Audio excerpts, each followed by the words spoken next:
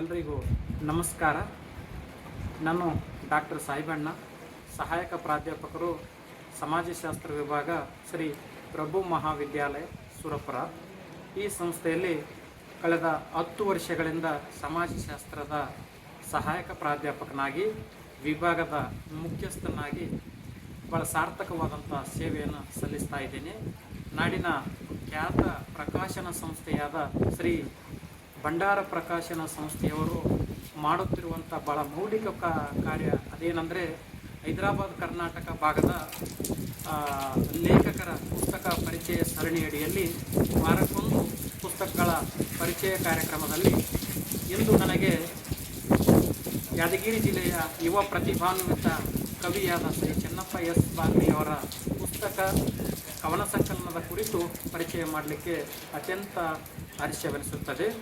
ಚೆನ್ನಪ್ಪ ಬಾಗ್ಲಿಯವರು ವಿದ್ಯಾರ್ಥಿ ದಶೆಯಿಂದಲೇ ಕವಿತೆ, ಕವನ ಸಂಕಲನಗಳ ಮೂಲಕ ಈ ಭಾಗದ ಯುವ ಮನಸ್ಸುಗಳನ್ನು ಪ್ರಭಾವಿಸಿರುವಂಥ ಒಬ್ಬ ಯುವ ಕವಿ ಎಂದೇ ಚಿರಪರಿಚಿತರಾದಂಥವರು.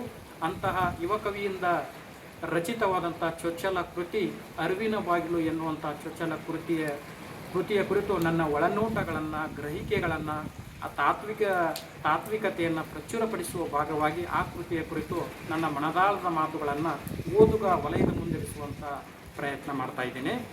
ಅರಿವಿನ ಬಾಗಿಲು ಎನ್ನುವಂತಹ ತಾತ್ವಿಕ ಕವನ ಸಂಕಲನದ ಕುರಿತು ನನ್ನ ಗ್ರಹಿಕೆಗಳನ್ನು ಓದುಗ ವಲಯದ ಮುಂದೆ ತೆಗೆದುಕೊಂಡು ಬರುವಂಥ ಪ್ರಯತ್ನದ ಭಾಗವಾಗಿ ನನ್ನ ಭಾವನೆಗಳನ್ನು ಓದುಗ ವಲಯದ ಮುಂದೆ ಇರಿಸುತ್ತಿದ್ದೇನೆ. ಯಾದಗಿರಿ ಜಿಲ್ಲೆಯ ವಡಗೇರಿ ತಾಲೂಕಿನ ಐಕೂರು ಗ್ರಾಮದ ಯುವ ಪ್ರತಿಭಾವಂತ, ಬಿಸಿಲುನಾಡಿನ ದೇಸಿ ಸಾಹಿತ್ಯ ಕೃಷಿಕನಾದ ಶ್ರೀ ಚೆನ್ನಪ್ಪ ಬಾಗ್ಲಿಯವರಿಂದ ರಚಿತವಾದ ಅರಿವಿನ ಬಾಗಿಲು ಎನ್ನುವ ಕಾವ್ಯ ಪುಂಜ ಹಲವು ಬಹುಮುಖಿ ಆಶಯಗಳನ್ನು ತನ್ನಲ್ಲಿ ಗರ್ಭೀಕರಿಸಿಕೊಂಡು ಓದುಗ ವಲಯವನ್ನು ತನ್ನತ್ತ ಸೆಳೆಯುವ ಆಕರ್ಷಣೆಯನ್ನು ಹೊಂದಿದೆ.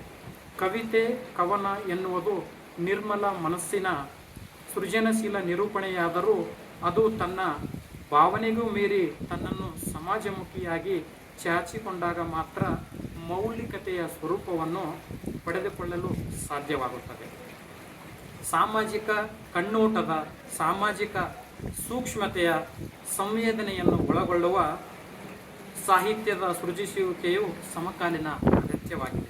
ಸಾಮಾಜಿಕ ಅನುಸಂಧಾನ ಮತ್ತು ಮುಖಾಮುಖಿಯ ಸಾಹಿತ್ಯದ ಪ್ರಕಾರಗಳು ಒಲುಮೆ ನಲುಮೆಯ ಮೂಲಕ ಸಮಾಜದಲ್ಲಿ ಸತಾಶಯವನ್ನು ಹರಡುವುದರಲ್ಲಿ ಎರಡು ಮಾತಿಲ್ಲ.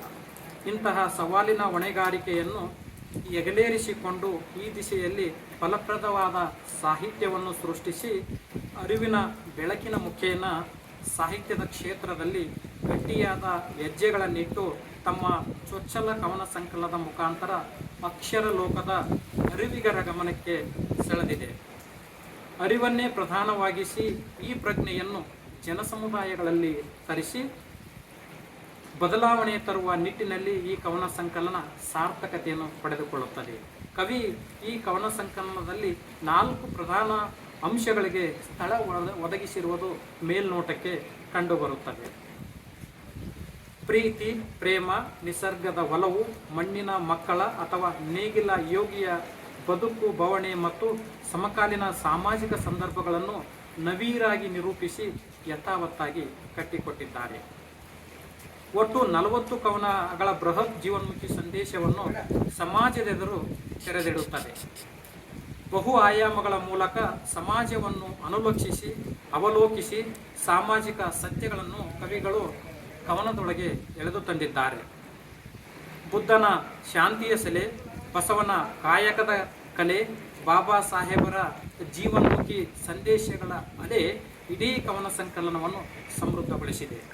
ಪ್ರಬುದ್ಧತೆ ನಾಡಿಗೆ ಒತ್ತಾಯಿಸುವ ಈ ಸುಧಾರಣೆಗಾರರ ವೈಚಾರಿಕ ಮುನ್ನೋಟವು ಕವನಗುಚ್ಛಕ್ಕೆ ಜೀವಪರತೆಯ ಮೆರಗನ್ನು ನೀಡಿದೆ. ಬುದ್ಧನ ಶಾಂತಿಯ ಹಂಬಲದ ಮೂಲಕ ತೆರೆದುಕೊಳ್ಳುವ ಈ ಕಾವ್ಯ ಪ್ರಕಾರವು ನಾಡಿನ ದೊರೆಗಳು ನಾವಾಗೋಣ ಎನ್ನುವ ಆಶಾವಾದದೊಂದಿಗೆ ಕೊನೆಗೊಳ್ಳುತ್ತದೆ.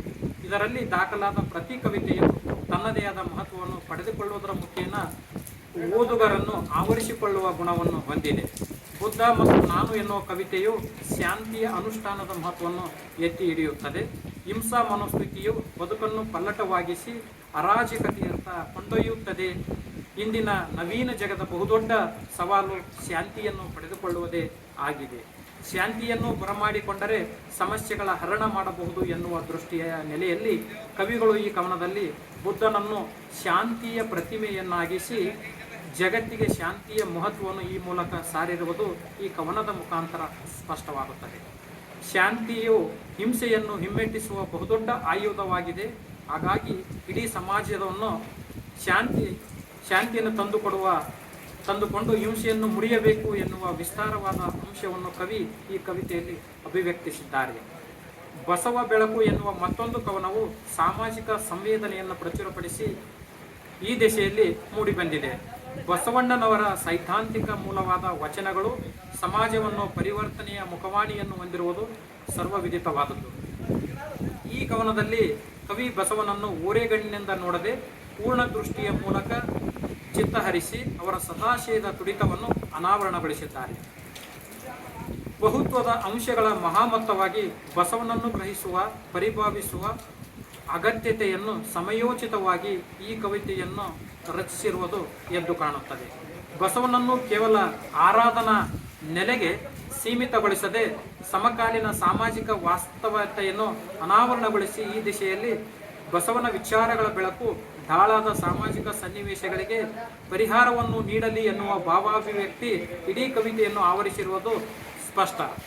ಮುಕ್ತಿ ತೋರಿದ ಧೀರ ಎನ್ನುವ ಕವನವು ಕೂಡ ಅನೇಕ ಅನುಪಮವಾದ ಸಾಮಾಜಿಕ ಸತ್ಯ ಸಂಗತಿಗಳನ್ನು ತನ್ನ ಒಡಲಲ್ಲಿ ಇಟ್ಟುಕೊಂಡಿರುವುದು ಕವಿತೆಯ ಭಾವವನ್ನು ಗಮನಿಸಿದಾಗ ಗೊತ್ತಾಗುತ್ತದೆ.